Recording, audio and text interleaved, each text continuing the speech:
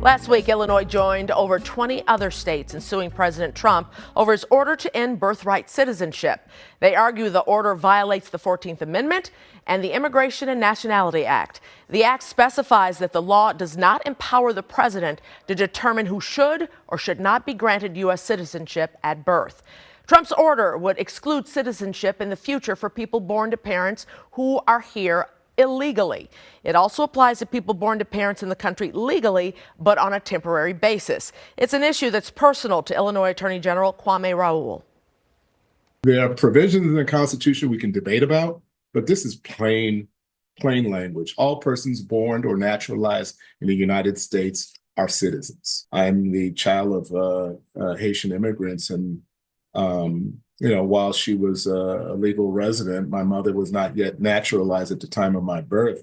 I am a birthright baby, so this is personal to me. Boutwell, radical Republican and champion of democracy, tells the story of George Boutwell, a lawmaker and abolitionist who framed the 14th and 15th Amendments. His distant cousin, Jeffrey Boutwell, author of the book, joins us. Jeffrey, thanks so much for joining us. I mean, when you heard this, what was your first thought? My first thought was what I remember George Boutwell saying at the time that he helped write the 14th Amendment, and that is, these words were chosen with care. We mean exactly what we say in the 14th Amendment. And when they talk about birthright citizenship, it applies to everyone born in the U.S. except for three categories back in the 1860s. One were the children of diplomats, because of course diplomats are the citizens of other countries. Two were the possible children of any enemy forces on American territory. If the British or the Spanish had invaded parts of the Northwest or whatever, obviously we're not going to give birthright citizenship to children of an enemy soldier on American territory. The third category were Indians at the time, of course, who, if they were subject to tribal laws, were not subject to American jurisdiction, so they wouldn't get citizenship. The important thing to remember is that back in the 1860s, there was no difference between documented and undocumented immigrants. Every immigrant who came to this country came with the prospect of getting naturalization, getting citizenship, and they didn't arrive through Ellis Island or whatever and say, okay, you're documented, you're undocumented. That distinction didn't exist. So it's really a stretch for anyone today to say that birthright citizenship should not apply to undocumented immigrants, because that was not the case back then. That sounds very progressive, especially for 2025. George Boutwell was progressive back in the 1860s. As you said, Mikey, he helped frame the 14th and 15th Amendments to the Constitution. He was fighting for Black rights even before the Civil War. The two most important issues for him were public education for all citizens and the vote for all citizens. And he certainly would be appalled to see what's happening today with the restrictions that are being put in place by the individual states to curtail voting, to even curtail public education. In your opinion, why is it being challenged now, and how can a law be challenged? Well, Trump would have to get it before the Supreme Court in order to rule it unconstitutional, which I think is what he is hoping will happen, that the state attorneys general who are suing him will lodge their complaints, and then the case will be kicked upstairs to the Supreme Court. And with the conservative majority, some of whom were appointed by Trump, he's hoping that they will find a very elastic constitution that will allow his interpretation to become law, which it shouldn't. It sounds like George's legacy has gone down through the years, through the Boutwells, because you seem like you think the same way that he did.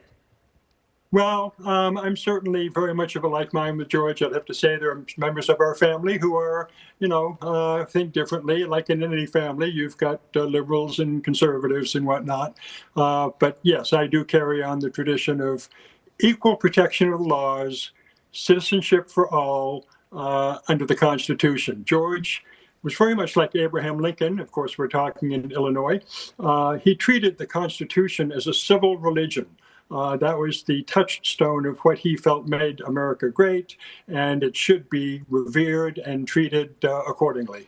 What was his position? I mean, how was he able to help to put this together, to make this happen?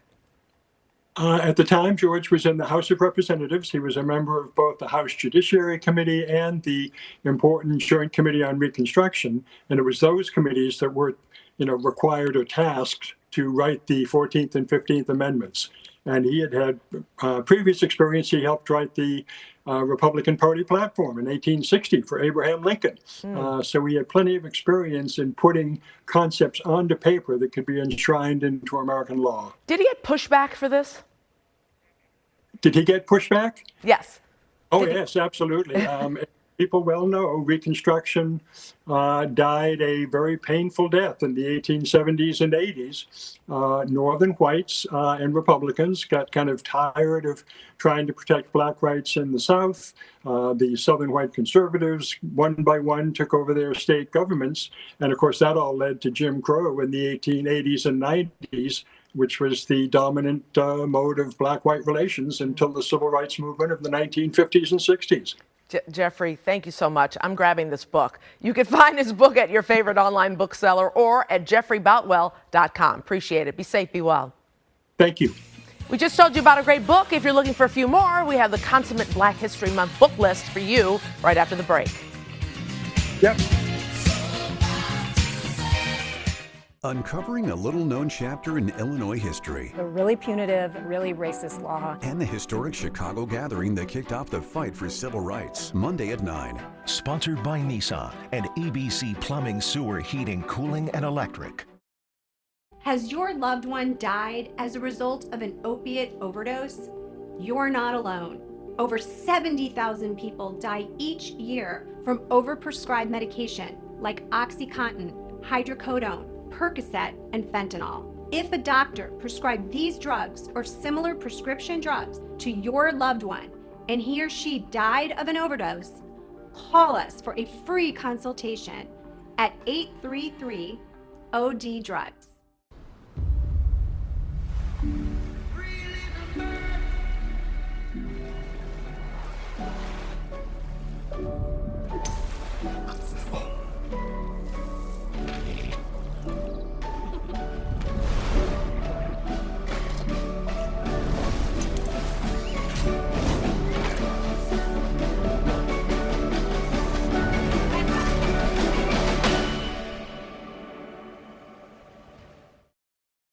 Black History Month is a great time to expand your library. And here with a reading list for the month, Danielle Moore, owner of Semicolon Bookstore, who reads a book in an hour.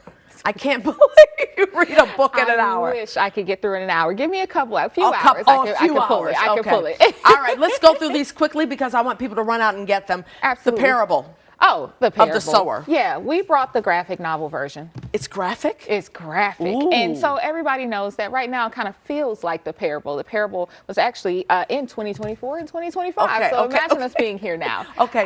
So what's it about? I mean, why do we want to read it? It is a country falling apart. Oh. And it is the people who live in that country trying to figure out whether it will be religion or just good deeds that saves it. Okay. General gist. All right, general gist. Okay, the next one, We Will Rest. Oh, that's the one you said you like the best. Girl, Trisha Trisha Hersey is a Chicago girl. Yes, it's the Nap Minister. Okay. And so this is her second book after Rest is Resistance. And it's little too, so you could do this like in a day. It's actually beautiful. She has all types of art, poetry, everything happening in here. What's it about? It's not a poetry book, is it? No, it feels like freedom. If you read Notes on Freedom, that's what this book feels like. And it's what, New York Times bestseller? Oh, absolutely. Oh my gosh. Trisha don't play. Okay. So what is it about this that you like so much? So what I love about it is sometimes we need reminders that we do not have to struggle. Oh. I think that's important. You mean as a Black person or just as a person? As a person in general, but during Black History Month, let's focus on not struggling. Let's focus on seeing the good that our ancestors and the people who have fought for us to be in these positions. So we don't have to struggle. We don't have to struggle. But we do. Women especially feel they have to struggle. We do, and it's like we kind of maybe want something to complain about. And like this book is a reminder that the work is done. Your existence is the work. That work is done. This is a good way to start the new year, yes. Right? Okay, We Will Rest. I did that one. We Refuse? Yes, We Refuse. So I did not find my arc of that one, but it is about growing as a people. There are things that Black people have been forced into in this country that we don't have to do anymore. Oh. We don't. Like what? Whomever can feel however about it. Okay. You know? Like what? Like yeah. what? So I want to know. and so We Refuse is really talking about Yeah. what Black resistance looks like in today's world. Sometimes it's boycotting.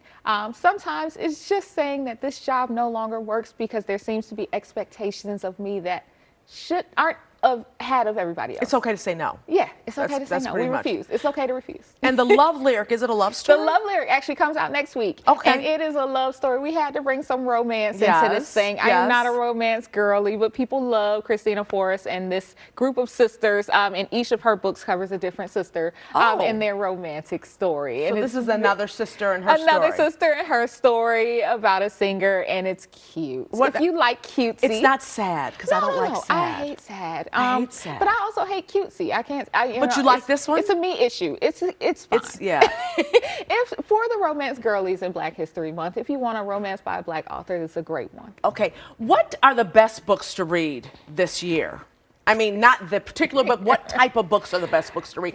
Fiction, nonfiction, love stories. I have separate immerse beliefs. yourself. Like fiction, for me, fiction builds more empathy. So if you are looking to build empathy, then fiction will do it. If you feel like you are too empathetic as a people, maybe nonfiction. Because sometimes we need to be reminded of the actual statistics of why things are how they are. Should we mix it up?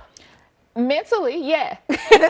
You might need to. Yeah. It's in your best interest to read as far as your mind can take you at any given moment. Is it best, and we've talked about this before, to listen to it or to read it? The audible. I am a read it girl. Yeah. Words mean things, and words make you feel things. And being able to see it and put your hand on something physical makes a difference for me personally. But I also know people have kids, dogs, jobs. So listen. So Yeah, listen. Sky Full of Elephants. Do you like that one? Oh, Sibo Campbell. So Sky Full of Elephants is excellent because for some reason people wake up and all of the white people in the world are gone. Oh, that's interesting. Well, what happens next? Yeah, that's well, you very have to see because Okay. Sibo meets his daughter. Oh.